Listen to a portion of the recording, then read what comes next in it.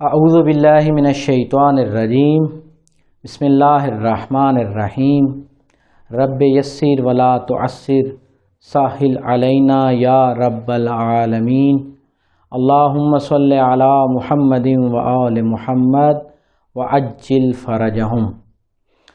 الحمدللہ روح اللہ ٹرسٹ کے تعاون سے فقہی مسائل کا سلسلہ شروع کیا جا رہا ہے۔ اس سلسلے میں کوشش کی گئی ہے کہ جس طرح یہ سلسلہ ہمارے بزرگ ہمارے جوان مستفید ہو سکیں، اسی طرح یہ سلسلہ بچوں کے لیے بھی مفید ہو سکے۔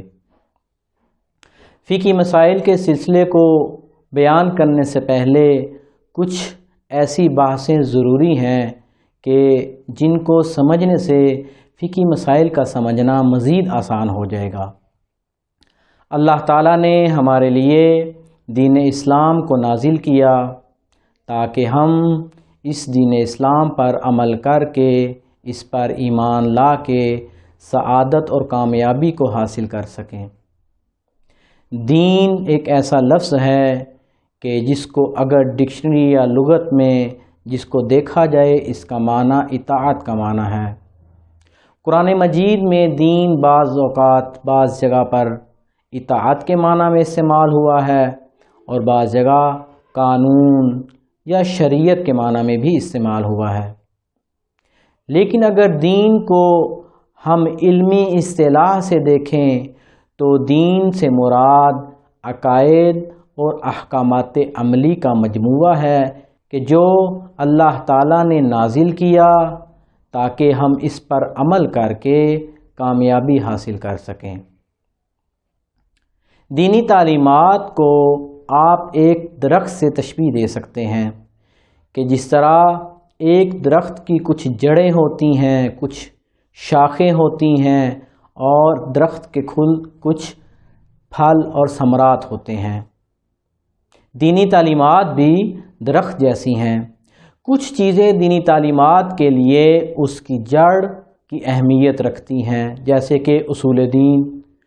اصول دین میں عقائد کا وہ حصہ شامل ہوتا ہے کہ جس کا جاننا ہر مسلمان کے لیے ضروری ہے، بلکہ یوں کہیں کہ اصول دین سے مراد ایسے عقائد ہیں کہ جن کے جانے بغیر آدمی مسلمان نہیں ہو سکتا۔ پس اصول دین کے لیے ایک جڑ کی حیثیت رکھتے ہیں، ایک بنیاد کی حیثیت رکھتے ہیں۔ دینی تعلیمات کا دوسرا حصہ فروع دین ہے۔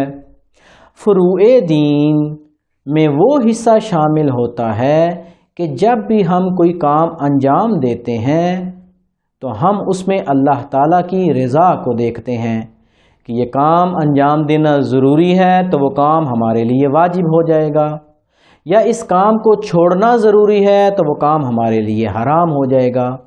دوسرے لفظوں میں فروع دین ان چیزوں کو شامل ہے کہ جن کو ہم نے انجام دینا ہے۔ دینی تعلیمات کا تیسرا حصہ جو کہ پھل کی صورت میں ہمیں ملتا ہے وہ ہے اخلاق۔ اخلاق میں انسان بری اور اچھی صفات کو پہچانتا ہے۔ شہیر مطہری علم اخلاق کی تعریف اس طرح فرماتے ہیں کہ علم اخلاق ایسے مسائل اور احکام کا نام ہے کہ جن کے ذریعے ایک انسان اچھا انسان بن سکتا ہے۔ پس دین جو ہے حقیقت میں تین چیزوں پر مشتمل ہو گیا: اصول دین، فروع دین اور علم اخلاق۔ اصول دین 5 ہیں: توحید، عدل، نبوت، امامت اور قیامت۔ فروع دین 10 ہیں: نماز، روزہ، حج، زکوٰۃ، خمس، جہاد، تولا، تبرع، امر بالمعروف اور نہی عن المنکر۔ آخری سوال جو یہاں پہ رہ گیا وہ یہ ہے کہ اصول دین اور فروع دین میں کیا فرق ہے؟ اصول دین ایسی چیزیں ہیں کہ جن پر ایمان لانا ہے، یعنی اصول دین کا تعلق عقیدہ سے ہے۔ فروع دین ایسی چیزوں کو کہا جاتا ہے کہ جن کو ہم نے انجام دینا ہے، یعنی فروع دین کا تعلق عمل سے ہے۔ اصول دین ایسی چیزیں ہیں کہ جن کو جانے بغیر آدمی مسلمان نہیں ہو سکتا، یعنی اصول دین پر ایمان لانا ضروری ہے۔ اصول دین پر ایمان لائیں گے تو آپ مسلمان بنیں گے۔ سب سے اہم فرق اصول دین اور فروع دین میں یہ ہے کہ اصول دین کا تعلق چونکہ ایمان لانے سے ہے، عقیدہ سے ہے، اصول دین میں تقلید کرنا جائز نہیں ہے، جبکہ فروع دین مثلا نماز روزہ، مثلا نماز کیسے پڑھنی ہے، نماز کب پڑھنی ہے، کس لباس کے ساتھ پڑھنی ہے، کب نماز باطل ہوگی، نماز کا مقدمہ کون کون سی چیزیں ہیں، کس جگہ پر آپ کی نماز ٹھیک ہے، چونکہ فروع دین کا تعلق عمل سے ہے، لہٰذا فروع دین کے لیے ہم کسی مجتہد کی تقلید کریں گے کہ جو ہمیں بتائے گا کہ فروع دین کو آپ نے انجام کیسے دینا ہے۔ پس بنیادی طور پر اگر دین کو دیکھا جائے تو دین 3 چیزوں پر مشتمل ہے۔ اصول دین جو کہ دین کے لیے جڑ اور بنیاد ہے، فروع دین جو کہ دین کے لیے ایک تنا اور شاخ جیسی ہے، علم اخلاق جو کہ دین کے لیے ایک پھل ہے۔